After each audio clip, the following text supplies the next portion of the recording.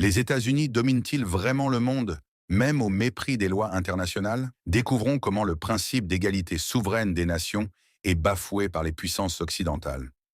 Salut à tous et bienvenue. Aujourd'hui, on plonge dans un sujet brûlant. La place des États-Unis et de leurs alliés sur l'échiquier mondial, face à la Charte des Nations Unies. Est-ce qu'ils jouent selon les règles, ou les réécrivent pour servir leurs propres intérêts? Restez avec nous pour comprendre pourquoi certains États dénoncent un système qui ne profite qu'à quelques-uns et les conséquences de cette hégémonie sur le monde entier. Développement. L'exceptionnalisme américain, un problème pour l'égalité souveraine. Commençons par un principe fondamental. L'égalité souveraine de tous les États, inscrit dans la Charte des Nations Unies. Pourtant, Washington semble faire cavalier seul, proclamant son exceptionnalisme. Les États-Unis exigent souvent une obéissance absolue de leurs alliés, quitte à aller contre leurs propres intérêts nationaux. On est loin d'une relation d'égal à égal. L'ordre mondial basé sur des règles, mais de qui? Cet ordre basé sur des règles se révèle être une arme à double tranchant. Ces règles, définies à l'Ouest, sont souvent interprétées de façon sélective. Des résolutions de l'ONU sont ignorées, comme celles soutenant les accords de Minsk pour l'Ukraine, ou encore l'accord de paix de Dayton pour la Bosnie-Herzégovine. On voit alors une domination qui ne respecte que ses propres interprétations, posant une menace pour la paix internationale. Pour le bien commun et la justice pour tous. Soyons francs, tous les États représentés dans cette salle ne reconnaissent pas le principe clé de la Charte des Nations Unies, l'égalité souveraine de tous les États. Les États-Unis ont depuis longtemps proclamé par la voix de leur président leur propre exceptionnalisme. Cela concerne l'attitude de Washington envers ses alliés, auxquels ils exigent une obéissance inconditionnelle, même au détriment de leurs intérêts nationaux.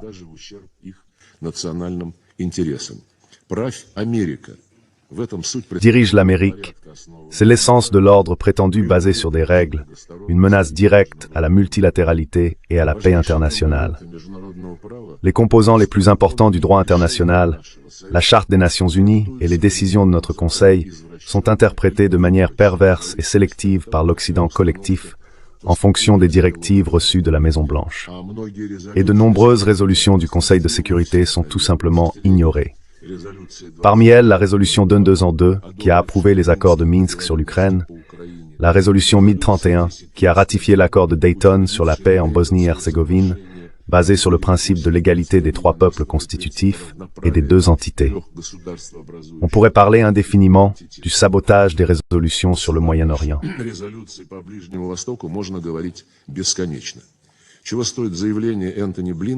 Que vaut la déclaration d'Anthony Blinken dans une interview à CNN en février 2021 en réponse à une question sur la décision de l'administration américaine précédente de reconnaître l'appartenance des hauteurs du Golan syrien à Israël? Si quelqu'un ne s'en souvient pas, je vais rafraîchir votre mémoire.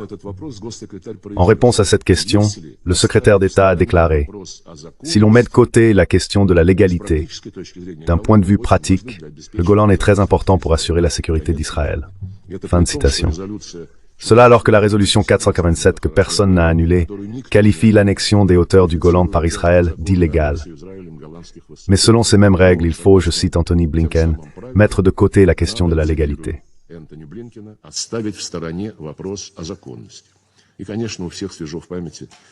Et bien sûr, tout le monde se souvient de la déclaration du représentant permanent des États-Unis, selon laquelle les résolutions 27-28, adoptées le 25 mars sur un cessez-le-feu immédiat dans la bande de Gaza, n'ont pas de caractère juridiquement contraignant. Autrement dit, les règles américaines sont plus importantes que l'article 25 de la Charte des Nations Unies. Au siècle dernier, George Orwell, dans sa nouvelle La ferme des animaux, avait déjà prévu l'essence de l'ordre basé sur les règles. Je cite, « Tous les animaux sont égaux, mais certains sont plus égaux que d'autres. Si vous suivez la volonté de l'hégémon, tout vous est permis. Mais si vous osez défendre vos intérêts nationaux, vous serez déclaré paria et soumis à des sanctions. » La politique hégémonique de Washington ne change pas depuis des décennies. Tous les schémas, sans exception, de la sécurité euro-atlantique étaient basés sur l'assurance de la domination des États-Unis, y compris la subordination de l'Europe et la dissuasion de la Russie.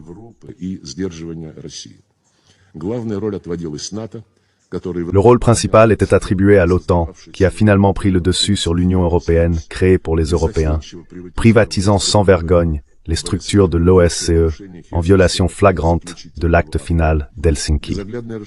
L'expansion effrénée de l'OTAN, malgré les multiples avertissements de Moscou, a provoqué la crise ukrainienne, à commencer par le coup d'État organisé par Washington en février 2014. Cela a été fait pour établir un contrôle total sur l'Ukraine afin de préparer une offensive contre la Russie avec l'aide du régime néo-nazi porté au pouvoir.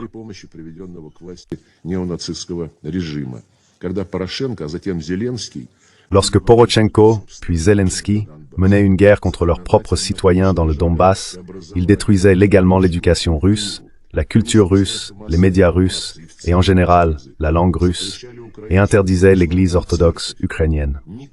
Personne en Occident ne le remarquait et n'exigeait de leur protégés à Kiev de respecter les convenances, de ne pas violer les conventions internationales sur les droits des minorités nationales, ainsi que la constitution ukrainienne elle-même, qui exige de respecter ces droits. C'est précisément pour éliminer les menaces à la sécurité de la Russie et protéger les personnes se sentant partie intégrante de la culture russe et vivant sur des terres aménagées depuis des siècles par leurs ancêtres, pour les sauver de l'extermination législative et physique, qu'une opération militaire spéciale a été lancée.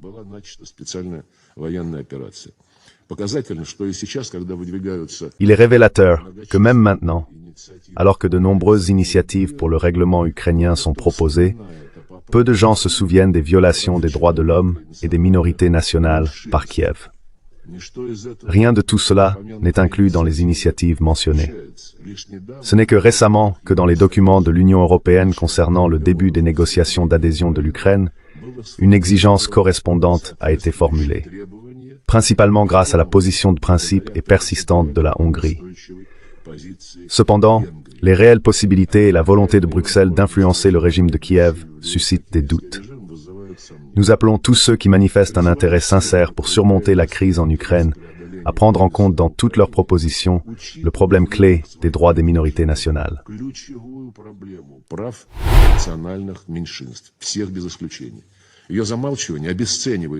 Tout le monde sans exception. Son silence dévalue les initiatives pacifiques et la politique russe de Zelensky reçoit en fait une approbation. Il est caractéristique qu'en 2014, Zelensky ait déclaré, je cite, « Si dans l'est de l'Ukraine et en Crimée, les gens veulent parler russe, laissez-les tranquilles. Donnez-leur le droit de parler russe sur une base légale. La langue ne divisera jamais notre pays natal. » Depuis lors, Washington l'a rééduqué avec succès. Et déjà en 2021, Zelensky, dans l'une de ses interviews, exigeait de ceux qui se sentent liés à la culture russe de partir en Russie pour l'avenir de leurs enfants et petits-enfants.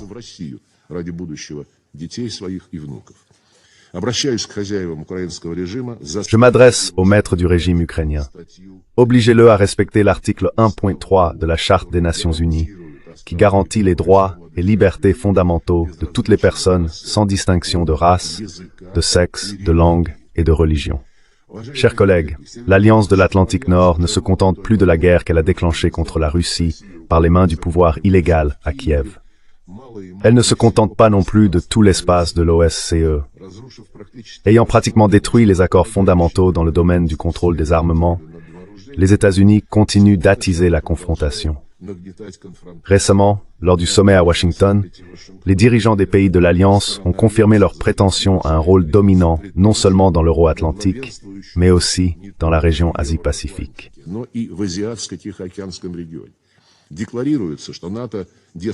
Il est déclaré que l'OTAN continue de se concentrer sur la tâche de protection du territoire et de ses membres.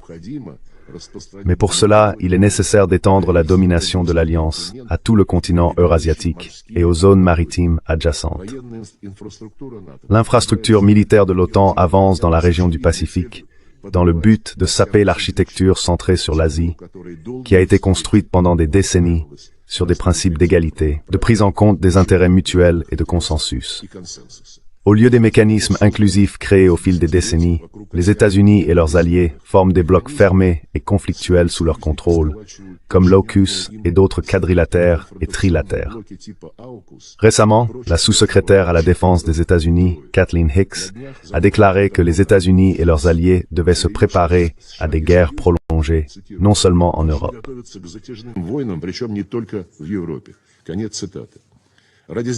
Fin de citation. Pour contenir la Russie, la Chine et d'autres pays dont la politique indépendante est perçue comme un défi à l'hégémonie, l'Occident, par ses actions agressives, détruit le système de mondialisation qu'il avait lui-même conçu. Washington a tout fait pour faire exploser, y compris littéralement, par des attentats sur les gazoducs Nord Stream, les bases de la coopération énergétique mutuellement bénéfique entre la Russie, l'Allemagne et l'Europe en général. Berlin est resté silencieux à l'époque. Et aujourd'hui, nous voyons une autre humiliation de l'Allemagne, dont le gouvernement s'est soumis sans réserve à la décision des États-Unis de déployer des missiles terrestres à moyenne portée sur le territoire allemand. Olaf Scholz a même dit naïvement, « Les États-Unis ont décidé de déployer un système de frappe de haute précision en Allemagne. Et c'est une bonne décision. Les États-Unis ont décidé. » Et malgré tout cela, M. Kirby, coordinateur des questions médiatiques à Washington, déclare au nom du président des États-Unis, je cite, « Nous ne cherchons pas à déclencher la Troisième Guerre mondiale. Cela aurait des conséquences terribles pour le continent européen. » Fin de citation. Comme on dit, un lapsus freudien. C'est-à-dire que Washington est convaincu que d'une nouvelle guerre mondiale, ce ne sont pas les États-Unis qui souffriront, mais leurs alliés européens. Si les stratégies de l'administration Biden sont basées sur une telle analyse, c'est une erreur extrêmement dangereuse. Et les Européens, bien sûr, doivent réaliser le rôle suicidaire qui leur est réservé. Les Américains, en mobilisant tout l'Occident collectif, étendent la guerre économique et commerciale contre ceux qui leur déplaisent, lançant une campagne sans précédent de mesures coercitives, unilatérales, qui frappent en premier lieu l'Europe comme un boomerang et conduisent à une fragmentation accrue de l'économie mondiale.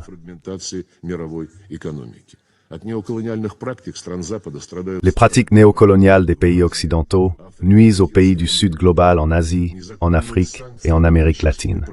Les sanctions illégales, les nombreuses mesures protectionnistes et les restrictions à l'accès aux technologies contredisent directement le véritable multilatéralisme et créent de sérieux obstacles à la réalisation des objectifs de l'agenda de développement de l'ONU. Où sont tous ces attributs du marché libre auxquels les États-Unis et leurs alliés ont habitué tout le monde pendant tant d'années?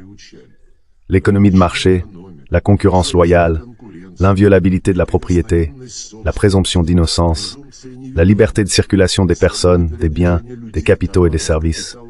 Tout cela est aujourd'hui relégué aux oubliettes. La géopolitique a enterré les lois du marché autrefois sacrées pour l'Occident.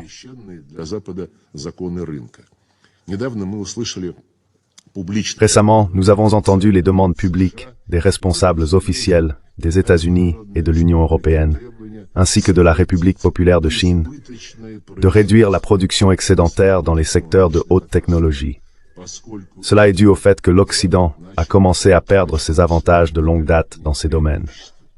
Maintenant, au lieu des principes du marché, ce sont ces mêmes règles qui s'appliquent.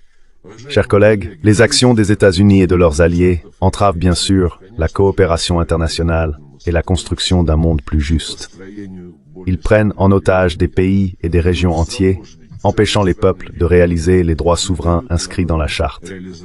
Ces actions détournent de l'indispensable travail conjoint pour résoudre les conflits au Moyen-Orient, en Afrique et dans d'autres régions. Elles entravent également les efforts pour réduire les inégalités mondiales, éliminer les menaces du terrorisme et du trafic de drogue, ainsi que la faim et les maladies.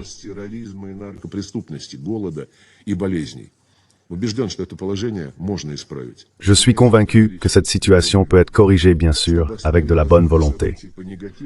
Pour arrêter le développement des événements selon un scénario négatif, nous voulons proposer pour discussion une série de mesures visant à rétablir la confiance et à stabiliser la situation internationale. Premièrement, il est nécessaire d'éliminer une fois pour toutes les causes profondes de la crise en Europe. Les conditions pour établir une paix durable en Ukraine ont été exposées par le président Poutine. Je ne vais pas les répéter. Le règlement politico-diplomatique doit être accompagné de mesures concrètes pour éliminer les menaces à la Fédération de Russie provenant de la direction euro-atlantique occidentale. Lors de la négociation de garanties et d'accords mutuels, il faudra tenir compte des nouvelles réalités géostratégiques sur le continent eurasiatique, où se forme une architecture continentale commune véritablement égale et indivisible.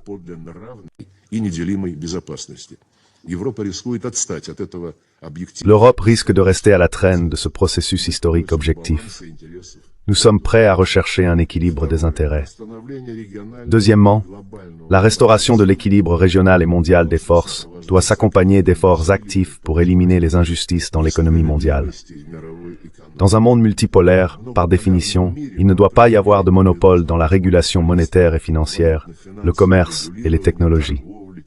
Ce point de vue est partagé par la grande majorité des membres de la communauté mondiale. Une importance particulière doit être accordée à la réforme rapide des institutions de Bretton Woods et de l'Organisation mondiale du commerce, dont les activités doivent refléter le poids réel des centres de croissance et de développement non occidentaux. Troisièmement, des changements qualitatifs sérieux doivent également se produire dans d'autres institutions de gouvernance mondiale, si nous voulons qu'elles travaillent pour le bien de tous.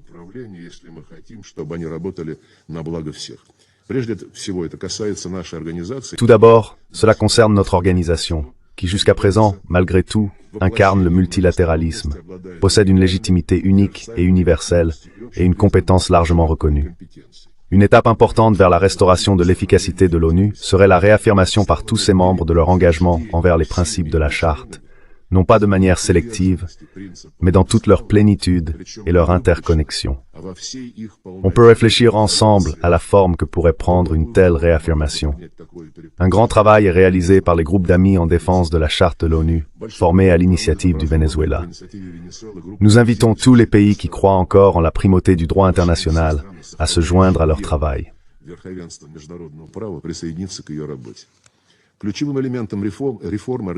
L'élément clé de la réforme de l'organisation doit être la modification de la composition du Conseil de sécurité. Cependant, cela ne suffira pas à assurer un travail productif s'il n'y a pas un accord de base sur les méthodes de travail entre les membres permanents. Néanmoins, cette considération n'annule pas la nécessité d'éliminer les déséquilibres géographiques et géopolitiques au sein du Conseil de sécurité, où les pays de l'Occident collectif sont aujourd'hui clairement surreprésentés. Une étape depuis longtemps attendue est d'atteindre un consensus aussi large que possible sur les paramètres spécifiques de la réforme, visant à renforcer la représentation de l'Asie, de l'Afrique et de l'Amérique latine. Des changements dans la politique de recrutement du secrétariat sont également nécessaires pour éliminer la domination des citoyens et des sujets des pays occidentaux dans les structures administratives de l'organisation.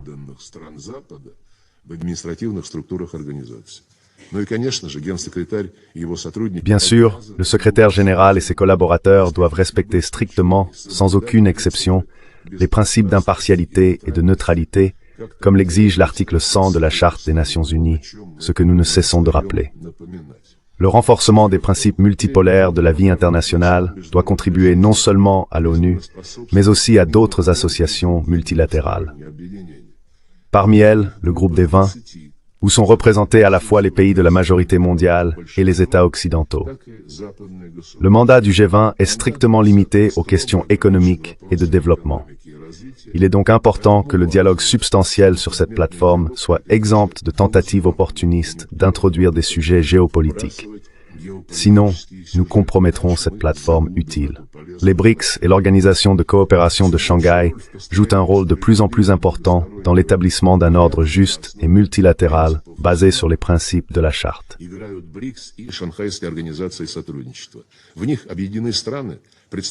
Elle regroupe des pays représentant différentes régions et civilisations, coopérant sur la base de l'égalité, du respect mutuel, du consensus et des compromis mutuellement acceptables.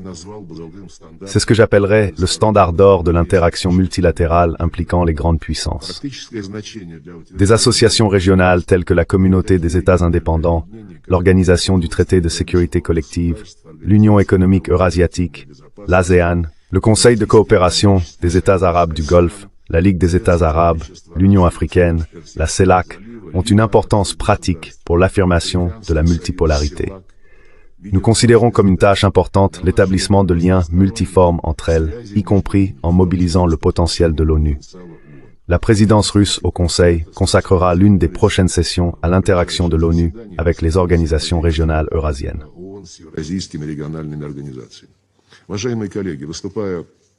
Chers collègues, lors de son discours au Forum parlementaire des BRICS à Saint-Pétersbourg le 9 juillet, Vladimir Poutine a déclaré que l'établissement d'un ordre mondial reflétant l'équilibre réel des forces est un processus complexe et souvent même douloureux. Fin de citation. Nous estimons que les discussions sur ce sujet doivent se dérouler sans sombrer dans une polémique stérile, sur la base d'une analyse lucide de l'ensemble des faits. Il est avant tout nécessaire de rétablir une diplomatie professionnelle, une culture du dialogue, la capacité d'écouter et d'entendre, de maintenir des canaux de communication en cas de crise. Les politiciens et les diplomates sont-ils capables de formuler une sorte de vision commune de l'avenir?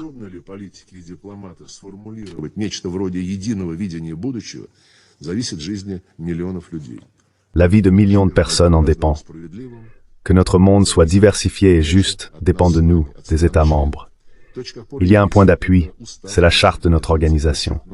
Je le souligne encore une fois, si tout le monde, sans exception, suit son esprit et sa lettre, alors les Nations Unies seront capables de surmonter les divergences actuelles et de parvenir à un consensus sur la plupart des questions. La fin de l'histoire n'a pas eu lieu. Travaillons ensemble dans l'intérêt du début d'une véritable multilatéralité, reflétant toute la richesse de la diversité culturelle et civilisationnelle des peuples du monde. Nous vous invitons à la discussion. La politique de 2 poids, 2 mesures. Un exemple parlant. En février 2021, le secrétaire d'État Anthony Blinken a affirmé que les hauteurs du Golan, annexées par Israël, étaient cruciales pour sa sécurité, alors que cette annexion est jugée illégale par une résolution de l'ONU. C'est un cas classique de « mettons de côté la légalité » lorsqu'il s'agit de soutenir un allié. Ce même double standard est observé dans le conflit de Gaza, où les résolutions pour un cessez-le-feu sont considérées comme non contraignantes par Washington. En d'autres termes, ce qui s'applique pour certains ne s'applique pas pour d'autres. Une domination qui s'étend à l'Europe. La politique américaine a aussi largement influencé l'Europe, notamment par le biais de l'OTAN, visant à affirmer une suprématie militaire et sécuritaire. Malgré les promesses de ne pas étendre l'OTAN à l'Est, cette expansion continue à, selon certains, jouer un rôle majeur dans la crise ukrainienne. En 2014, Washington soutient le changement de pouvoir à Kiev, ce qui ouvre la porte à des tensions durables avec la Russie. Les minorités russophones sous pression en Ukraine. Depuis ce coup d'État, les populations russophones en Ukraine, en particulier dans le Donbass, ont fait l'objet de discrimination. Les autorités ukrainiennes ont progressivement éliminé la langue, la culture et même les médias russes dans le pays. Cette politique restrictive a, selon Moscou, conduit à une intervention militaire pour protéger ces minorités et maintenir leur identité culturelle. Les sanctions économiques comme arme de guerre. Washington impose également un ensemble de sanctions économiques massives, visant à étouffer ceux qui s'opposent à leur domination. Ces mesures touchent particulièrement l'Europe et aggravent la fragmentation de l'économie mondiale. Les pays du Sud, en Asie, Afrique et Amérique latine sont eux aussi les victimes indirectes de cette politique néocoloniale. Des principes économiques délaissés au profit de la géopolitique. La mondialisation, autrefois prônée par l'Occident, se retrouve en péril. Les États-Unis favorisent désormais des blocs régionaux fermés, comme l'alliance AUKUS, pour contrer l'influence croissante de la Chine et de la Russie. Le libre marché, la concurrence loyale et les principes de circulation des biens et des personnes, ils sont progressivement abandonnés. Le droit international sous pression. Cette dynamique de confrontation se répercute dans toutes les régions du monde, entravant les efforts pour résoudre les conflits en Afrique, au Moyen-Orient et ailleurs. La coopération internationale en pâtit, notamment dans la lutte contre les inégalités, le terrorisme et les crises humanitaires. Alors, que retenir de tout cela? Les États-Unis et leurs alliés imposent un ordre mondial basé sur leurs propres règles, au détriment de nombreux pays qui cherchent simplement à défendre leur souveraineté. Cette hégémonie a des répercussions sur l'équilibre international et sur la paix mondiale. Mais la question que je vous laisse est la suivante. À quel point est-il acceptable pour une nation de mettre en péril les droits des autres sous couvert d'intérêts supérieurs?